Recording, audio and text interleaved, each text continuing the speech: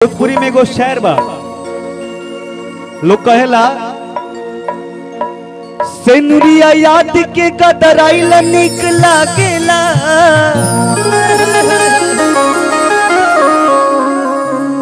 देखी जा,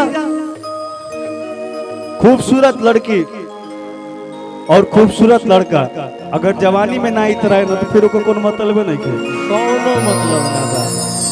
बुढ़ौती में केहू केहू के देखेला भैया आ तारीफ करला के you are so beautiful, you are looking so gorgeous. बुढ़ौती में No. खाली सोच सोच नो बर्दाश्त एंड नहीं नेवर। होता। यंग जब इंसान रहता है तो लोग तारीफ करता है। कहना है किससे नूरिया याद के कदराइल निक लागेला, भरल जवानी में अगर आइल निक लागेला। आ जब के हुताक के मुस्कुरा के मुंह फेर लेला, तो बुझो कि उनका प्यार में पगल आइल निक लागेला।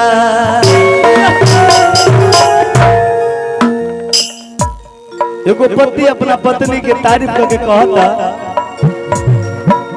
हंसलो तो भाग हमार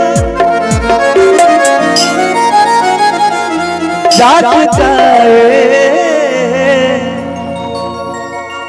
कि हंसलो तो भाग हमार जाग जाए। जाहो मरोयू जाहो मरोयू तोहरे के लाग जाए, जाहो मरोयू तोहरे के लाग जाए, जाहो मरोयू तोहरे के लाग जाए। हंसलो तो भाग हमर जाग जाए, हंसलो तो भाग हमर जाग जाए, हंसलो तो भाग हमर जाग जाए। मैं चाहता हूँ इस डांसर के लिए प्यार सा ताली बजाए आप सभी लोग। कितना प्यारा भाव दे रही है ये, यही एक सच्चे कलाकार का भाव होता है। लोग कहेला ना कि जब भोजपुरी में लोग कहेला कि भाव के बहुत महत्व बा, कि हंसलो तो भाग हमर जाग जाए, हंसलो तो भाग हमर जाग जाए। जाहो मरोयू जाहो मरोयू तोहरे के लाग जाए, जाहो मरोयू तोहरे के लाग जाए।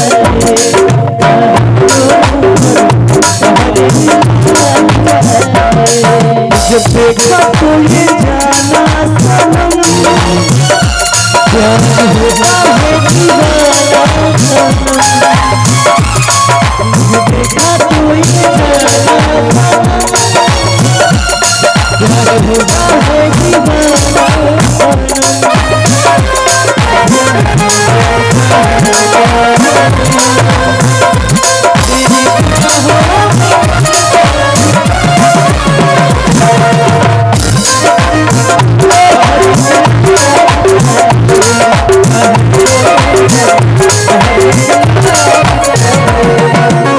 देखिए, जब केहू केहू के प्यार करेला तो ओकर एक झलक ओकर खातिर जन्नत रहेला, है ना भैया। मिल के जब चालू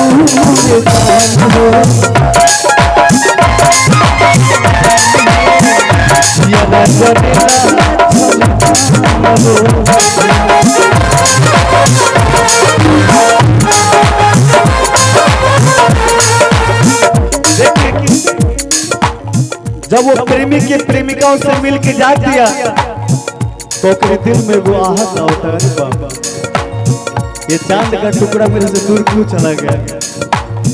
मिल के जब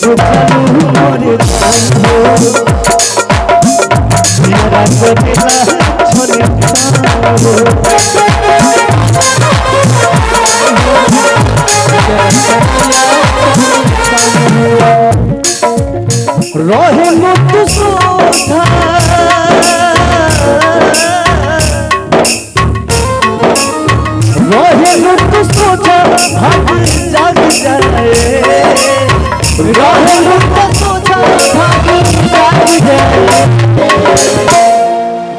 हमरो तोहरे के नाम जाए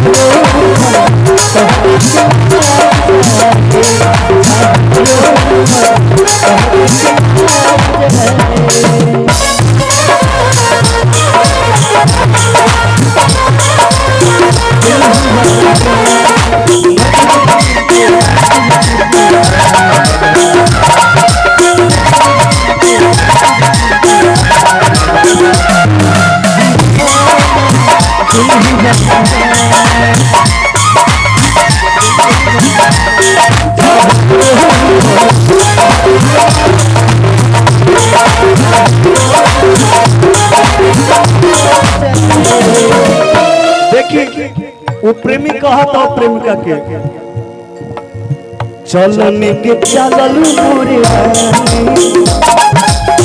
बोल रहे तो हरी जवानी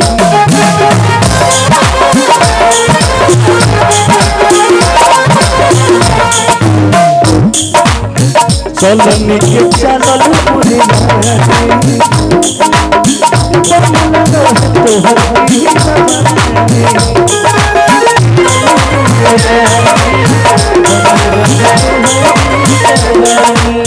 आप सच में बहुत खूबसूरत है। इनके लिए कहना है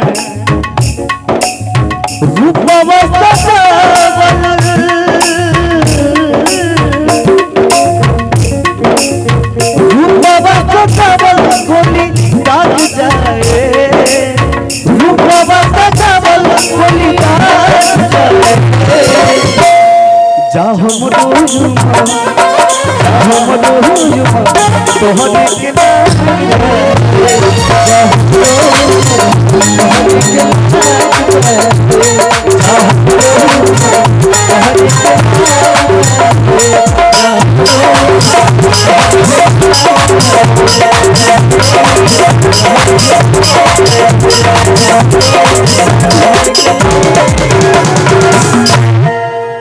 अगर अच्छा लगता है ताली बजा के आशीर्वाद दीजिए।